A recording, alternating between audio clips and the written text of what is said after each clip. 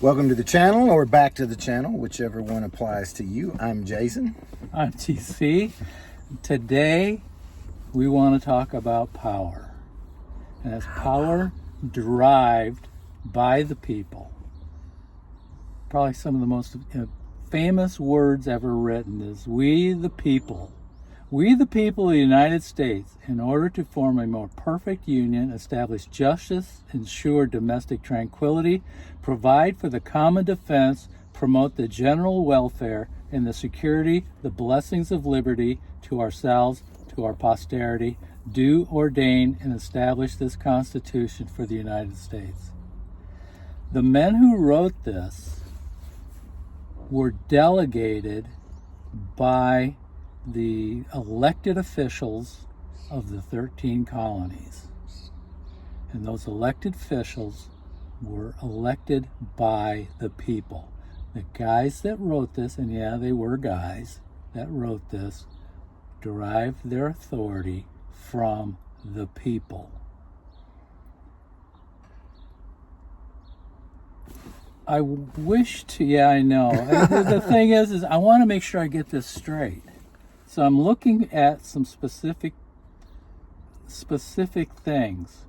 And it's like, instead of, this was not, the Constitution was not written by a king or a monarch or an oligarchy or any of those. It was the people.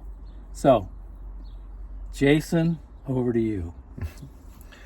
The thing I find most interesting about the preamble of the Constitution, even though that's the part of the Constitution that, usually you're taught to memorize or whatever in school, it's almost like people treat it like it's not part of the Constitution, like it was just some flowery something they were going to say before they got to the real stuff.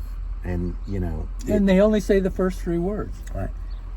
It sets the tone and the tenor for how everything else that's in the Constitution is supposed to be viewed, like through that lens.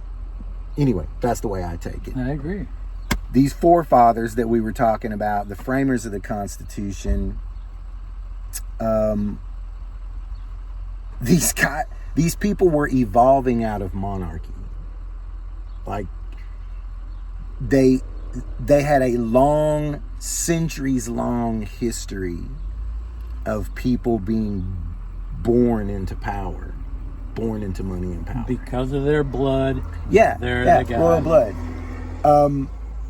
And they not only had this long history because, in the aristocratic world, it was very important to understand history and lineage, and you had all these stories about benevolent kings or tyrannical kings. They had all of this massive history and a front row seat for what it looks like when a person is born into all political power, all religious power, all financial power being concentrated at the top.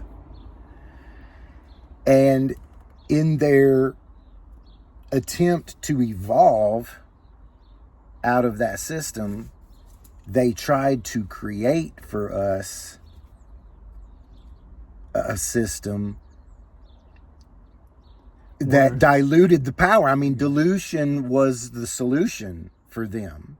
And that's why we have this system of, three equal branches of government. We have this complicated judicial system that spreads through the country. Our solution to pollution has been dilution. No kidding. Dump it in the river. We dump it into the sewer. For sure. Our fix for pollution, toilets, is dilution. So that's my allegory. Go. Yeah, and I mean, that was their fix then. And, over the last several decades, certainly post World War II, Roosevelt put us on a track for attempting to be a better society. If you can hear the music behind us, apologize for that. Anyway, we've watched over the last 5 or 6 decades a reconcentration of power in our politics. Lots of things we can point to. Probably we will as things progress. But we've seen this reconcentration of power, and we've now outgrown that concentration of power, and that's why nobody feels represented. So we believe that dilution is the answer today, and we believe that that dilution is in the form of a third party. With respect to American power, and when we refer on this channel, when we refer to American power, we're talking about the power of the people, we the people. Americans, the power of the American people, and where it derives from. Where does our power come from? We hire these people, we send them to Washington, we give them the job of wielding American power that comes from and belongs to the people. Where does the power come from? And I believe there is basically a 5-step ingredient. You know, I call it a 5-finger death punch to dictatorships and monarchy, or the idea of royal blood. But the first thing is rule of law and our system of checks and balances.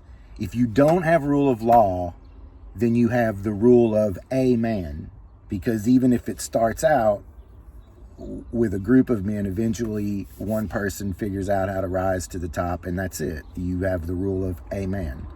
And our forefathers understood that, and they understood that diluting that into the rule of law that we all consent of the governed, big deal when you're talking about freedom, was critical.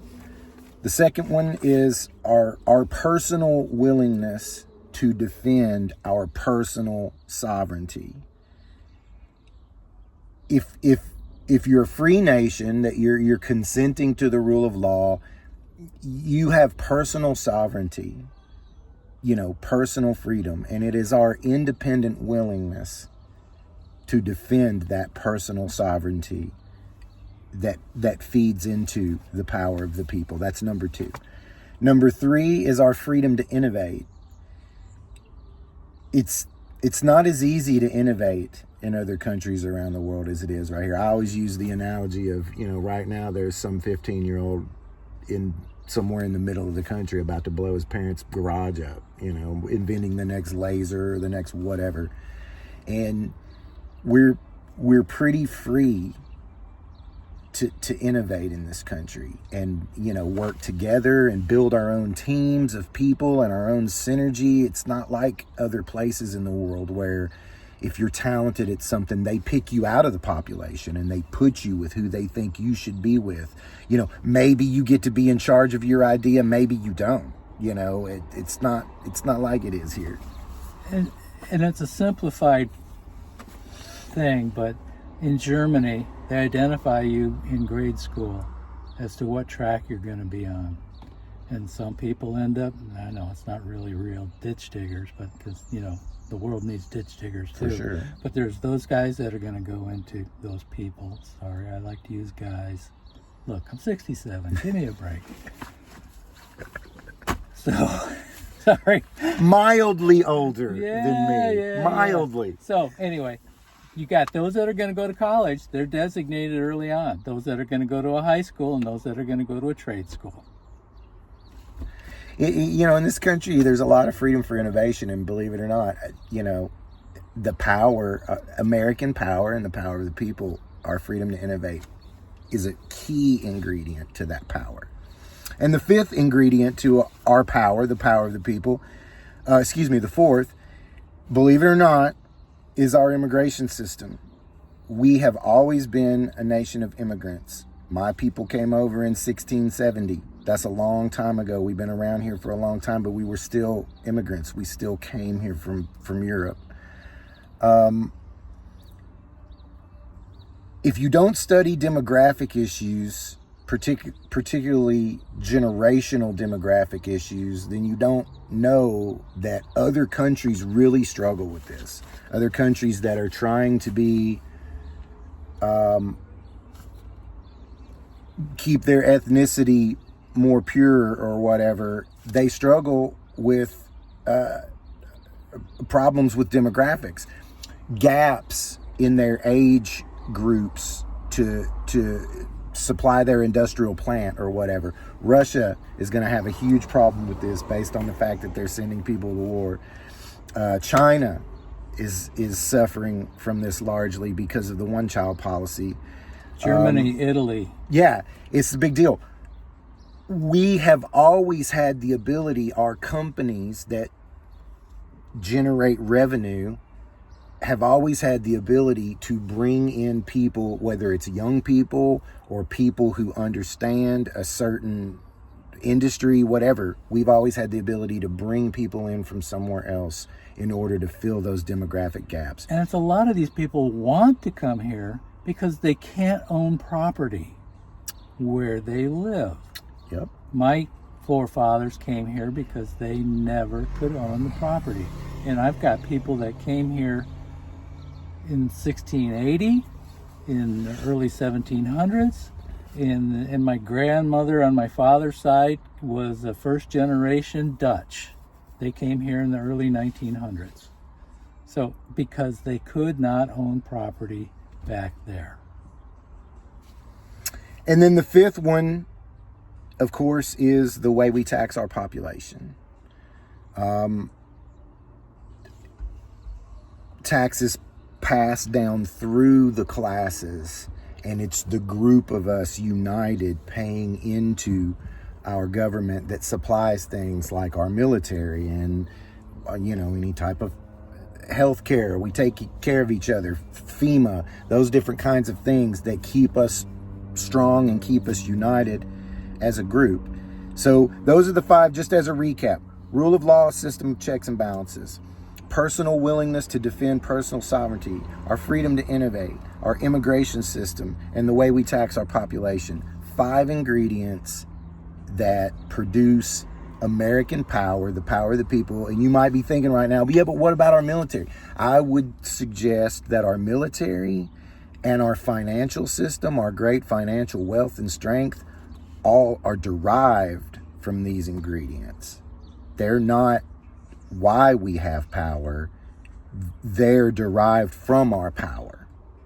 And if our military or our financial system is suffering, it's probably because one of these 5 ingredients is suffering. And, we can look at it right now and see that lots of them are suffering. So, I would say that over time, what's happened is we've allowed our employees in Washington to conspire to concentrate power for whatever their reasons were along the way. It wasn't one thing. It's been, decision after decision that's made it happen. And dilution was the solution way back when, and dilution is the solution now. And that's why we need a third party. Back to you, sir. Last week we ended on George Washington. This week I want to end on Abraham Lincoln. This is parts from the Gettysburg Address. You probably all know 77 years ago, our fathers brought forth on this continent a new nation conceived in liberty and dedicated to the proposition that all men are created equal. We have not achieved that yet, because it's clear that we've got a 2-tier justice system. But the ending of this is that a government of the people, by the people, for the people. Preach. It's not in the Constitution. It's the Gettysburg Address. But it still holds true. That would be an example of good representation. And, that's what we're looking for. So, if you've watched this far, we appreciate it. Please do all of the things that you know to do. Like, subscribe, leave a comment, give us something to talk about. I think next week we might be talking about freedom. Maybe. We'll see. Anyway, appreciate you watching the channel. Let's see what we can do with this. All right. See you next week.